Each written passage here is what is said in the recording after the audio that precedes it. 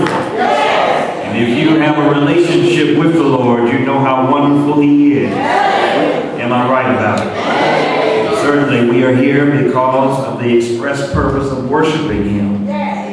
Worshiping Him in spirit and in truth. We're glad to have all of our members, all of our guests with us today, as has been stated.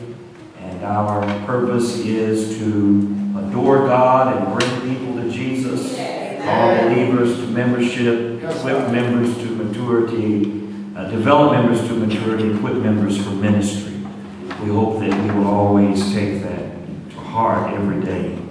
We have what is called, as my mentor used to say, the late Pastor William Baker, we have what is called dual citizenship.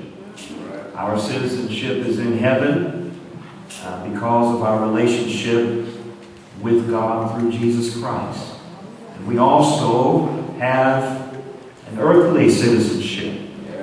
Our responsibilities are bound as we exercise our faith and our relationship with the Lord while living on this earth. We are blessed to live in America where there are certain policies and procedures that allow for us to vote and to select, if you please, those who lead us. And it is a distinct honor and a privilege because many in times past in this country could not vote. They were not allowed to vote. And some even gave their lives for the purpose of encouraging legislation to allow all people to vote. Say amen. At the time women couldn't vote. Say amen. At the time that African Americans could not vote. Many others. And so we're blessed to have this opportunity. So I want to rise this morning to encourage us to understand the gravity of voting this election. We have a lot before us. We have a lot of philosophies out here that I personally believe are not in the best interest of people.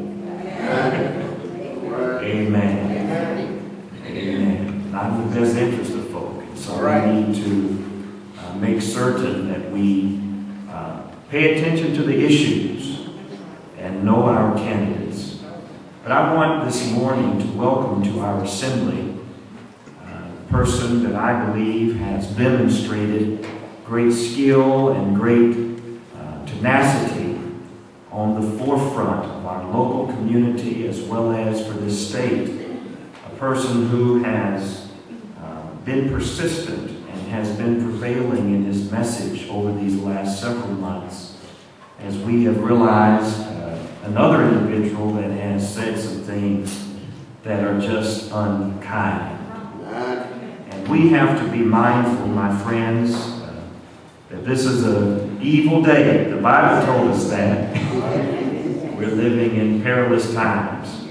But I'm grateful that out of all of the churches in the Commonwealth of Kentucky, I want you to understand, out of all of the churches in the Commonwealth of Kentucky, we are blessed this morning to have in our assembly Attorney General Jack Conway.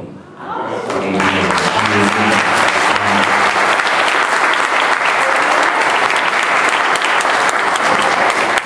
He is running not just in Jefferson County, but he is running for a Senate seat throughout the entire state.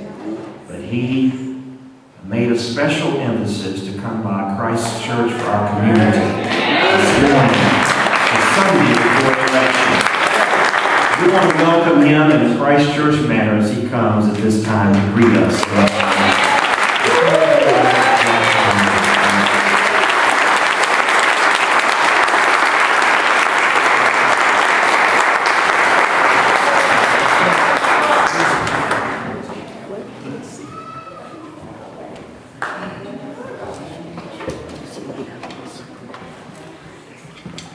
Thank you, Pastor Smith. I'll be brief because y'all didn't come here really to hear me. I'm not in my own house.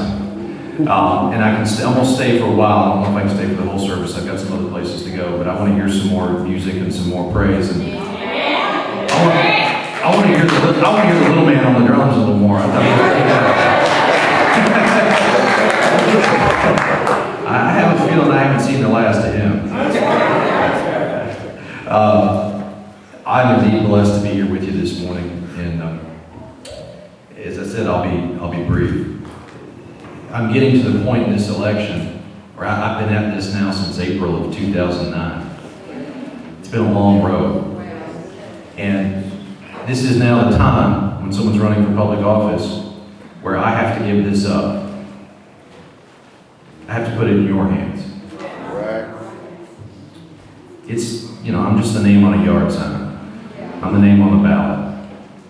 These issues are your issues, and this is your race. And I will work for you if I'm elected. And there's a really clear choice, folks. There's a really clear choice on issues that we care about.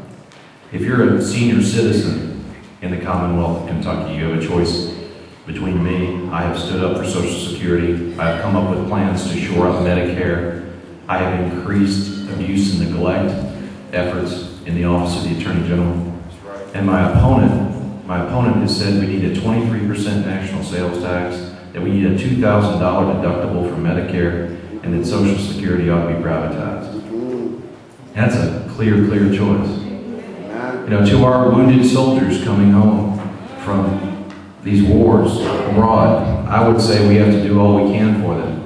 My opponent has said that he wants to do away with the Americans with Disabilities Act. What do you say to wounded veterans coming home from these two wars? Will a soldier just take your office on the first floor? That, to me, is not a Christ-like position. If you're a woman in the Commonwealth of Kentucky, I've tried to make it so that we have equal pay for equal work. I think any woman over the age of 40 should be able to get a mammogram without having a copay. All right. And my opponent said the federal government ought to do away with breast cancer research.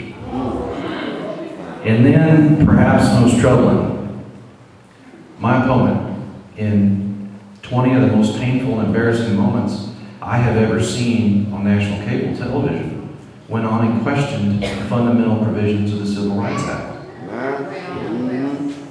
I mean, those are issues, folks, we settled 50 years ago. Yes, sir. And he has taken money from white separatists. I called on him to give it back, and he wouldn't. This is a clear choice. And as I said at the outset, don't do it for me. Don't do it for me, okay? You have all seen politicians come in here a few days before an election and ask for your vote. Yeah. All right? So don't do it for me. Do it for my daughter. Right. Do it for your kids and your grandkids. You may not know this about me, but I started a program called Badges for Baseball to try to get our inner city youth some after-school programs. I have served on the board of the African American Heritage Center. My sister is in an interracial marriage, and my nephew and my niece are every bit as African American as the President of the United States. All right, that's And what I want us to do together on Tuesday is to say to this brand of politics that we are running against, that together we will choose hope over fear. Together as one community, we will take a step forward and not go back. And together we're going to go out and exercise our right to vote. That's what we're going to say. There are 175,000 people in the Commonwealth of Kentucky who voted for the first time in 2008. And my opponent and those supporting my opponent don't think those people will come out to vote again. In fact, they're counting on it. The right to vote is written in sweat, in blood, in effort, in prayer, and regardless of who you vote for,